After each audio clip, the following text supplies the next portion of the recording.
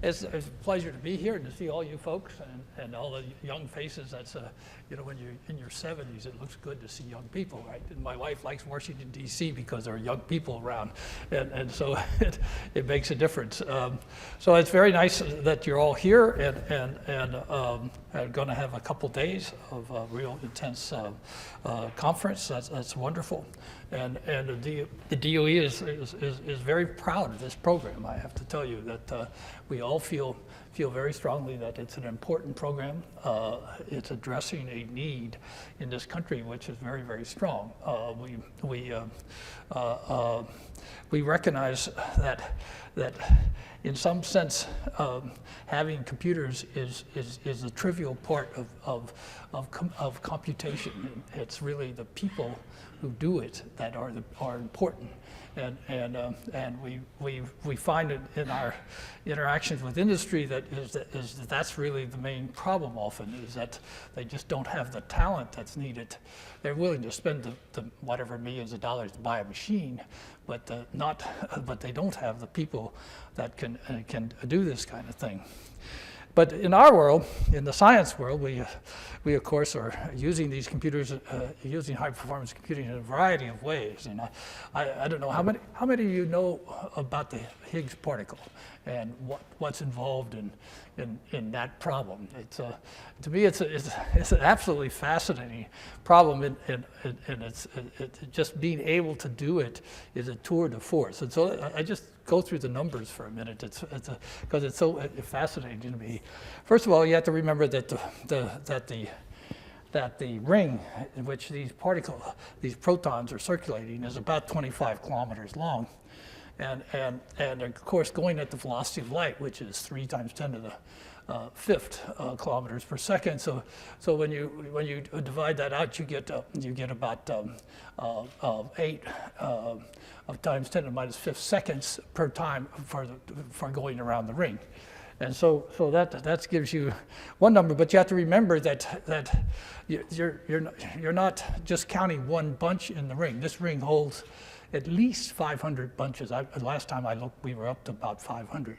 So you have to now say, okay, I have an event. I have to worry about events every 500 into 8 times 10 to the minus fifth. But you get about 100 nanoseconds, 200, 150 nanoseconds of time in which you have to worry about this collision. Now, you might think, well, okay, one collision every 100 nanoseconds, that's not too bad. But that's not what you've got. You've got maybe each time 2 proton bunches come together and collide, there are maybe 20 or 30 collisions that are recorded when those 2 bunches collide.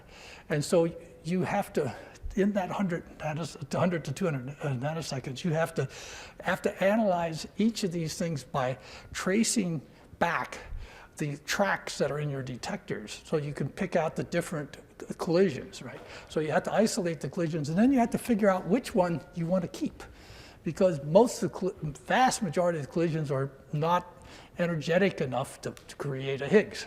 And so this problem is an amazing feat to me in computational capabilities, that you do all of that in about 200 nanoseconds, and you do it repeatedly, and you generate, I think, something like terabits per second of data. It's a real coup de force that you do this, and then, of course, you have kept a bunch of this data, and now you have to analyze it. It turns out that the analysis, almost none of the analysis of the data is done at CERN.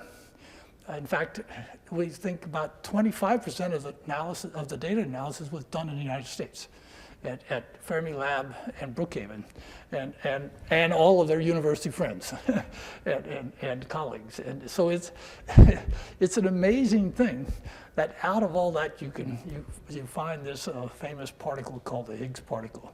And now there's just tremendous excitement over that, because we don't really know any of the properties of this thing that we've just seen, right? And this particle is extremely, you have to understand why this particle is important. It is supposed to be the source of mass for all the other known particles that we have.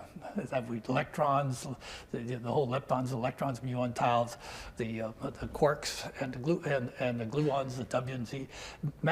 Their masses are supposed to have been created by polarizations of the field of this Higgs boson. So this thing plays a huge role in the whole picture we have of particle physics today. So it's a very exciting thing, and I thought it would be interesting for you to hear that story if you haven't. It's a different league, a different kind of computing. It's not high performance computing per se in the sort of conventional sense. It's a very different set of how you compute, and so that's what we started with today, and we're making a lot of progress. But that's just one problem, and that is being addressed by high-performance computing. High-performance computing also we think is going to play a bigger and bigger role in the whole energy problem, and so we have been pushing the energy side of the house to get much more involved in high-performance computing. And they have a conference coming up. When is it? Next Wednesday? Week, right? Next week they have a conference coming up to try to think harder about what is going to happen and how high performance computing can be used. There are some very simple examples, of course, and that is climate. I don't know how many people are working on climate. There must be some. There's at least one. Oh, here we go. A few more people. So, I mean, the whole climate issue is one huge issue. The modeling of climate is one huge computational issue, which I think is one of the most challenging ones we have. And we got this view graph up here, and I remind you what it's all about. You know, a lot of us came down here to the Department of Energy because of this curve, and this is the curve of temperature, and it's a very controversial curve. It's called the hockey stick curve of climate, and there was a lot of naysayers for many years, but the naysayers have sort of been dropping off. In fact, there's a famous case of one naysayer from Berkeley who was asked to come and testify in Congress, and these were the congressional people who were against climate. He comes to Congress and says, "Hey, I'm sorry, folks, but I've examined this problem as carefully as I can, and the curve is right." And so it was a very big, that was a very major change that happened. And so not too many people are claiming this is wrong. And you guys go outside today and you really believe it because it's going to be hot here today. And it's a very worrisome thing that's happening here. And I don't know how many people have read the paper or listened to the news in the last day or so. You know, there's this evidence that the Greenland ice has melted in a precipitous way this year, and so that's very scary to me, because if that stuff ever really, I mean, you have to understand it's not all melting, but the top part of it is melting very rapidly, and that's a very dangerous situation, because if it ever melts, New York City may have to find a new location, and it's that serious. So anyway, you know, at the same time, I thought in the last few weeks that I should be a little bit more optimistic about where we are, and the reason there are several reasons for that. And if I could get the next view graph, I don't know where is a button for that? This thing, I assume. Yeah. This is a curve that's published every year by an outfit called EIA. That's part of the energy department, who tries to look at energy use and energy sources of energy for the United States and the world, and make projections about what's going to happen. And the reason I bring this up is that this is the first time in the 4 years I've been here that the curve actually, if you look only at the part that includes the fossil fuels, the natural gas, coal, oil, and leave nuclear in because it's almost a constant, you see that it's almost leveled off. And as far as their projection is concerned, that's really encouraging to me because it never did that before. It always was still going up, and we were going to increase our use. This is the first time I've seen it where it actually leveled off. So I was a little optimistic about that, and I thought that was great. And maybe we're getting somewhere. And then about 2 weeks ago, some outfit named Tesla came to town. Maybe of you have heard of Tesla, but they have this car that they are making. They have a Roadster, but this is a sedan that they just released as a new car. It's an all-electric car, and it's a really beautiful car if you look at it. And the interesting feature of it is it being all electric. They did some very neat things. First of all, the electric motors are very small, and so you don't need a lot of space for the motor. And they laid all of the lithium-ion batteries on a layer under the car, so that it took no space out of the top of the car. And so you have 4 seats plus a rear trunk where there are 2 seats facing backwards, where you can actually put 6 people in, and then you have a trunk in the front as well. It has that much room. And so it's a very unusual car. It goes 300 miles on a charge, which is one of the really objectionable things about electric cars. And so if you look at the properties of this thing, it's really quite impressive. You can buy different levels. If you buy the 40 kilowatt hour car, it only goes 110 miles. But if you buy the 85 kilowatt hour batteries, it goes a full 300 miles. And the other thing is, it accelerates at 4.4 seconds to 0 to 60 in 4.4 seconds. That's pretty bloody impressive for an all-electric car. And it's just that the electric motors have such high torque that they can do this sort of thing. So it's great fun to drive. I get to drive this thing, and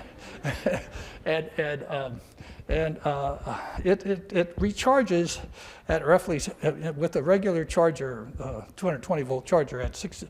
So you gain 62 miles per hour of charging, and so it's an interesting thing, and it gives us hope that one of these days we'll really have cars that go far enough that people will accept electric cars, and you know, we've done a lot of work now to try to understand.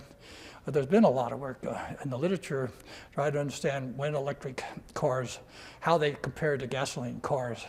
An electric car, even in an area in which all your electricity comes from coal plants, it's really equivalent to a 30 miles per gallon car from the CO2 point of view.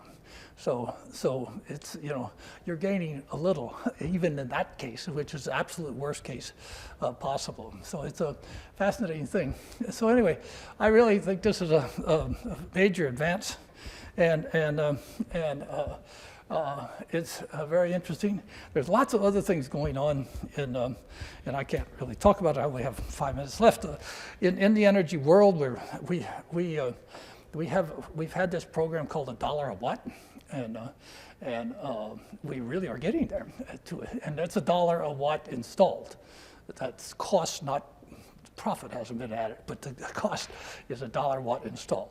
And we've worked very hard, not just on getting solar cells that work more efficiently, but also to get the cost of installation, the cost of the frames and all the things that go with it. You know, there's all kinds of meters you have to put down in your basement if you put one up on your roof, and that kind of stuff that you have to worry about. So we've been able to reduce the cost substantially.